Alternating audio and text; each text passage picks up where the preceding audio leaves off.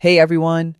Today I'm going to show you how to create a Google form in multiple languages, a perfect way to reach a diverse audience or make your forms more accessible. Let's dive in. First, sign into Google Forms. Just head over to the website, enter your email, type your password, and you're in. Once logged in, either open an existing form or start a new one. Now, the key step is adding a language preference question. Ask your respondent something like, which language would you prefer to complete this form in? Then list the languages you want to offer, like English, Spanish, French, or any others relevant to your audience. Next, click the three dots at the bottom of the question to open more options and select Go to Section based on answer.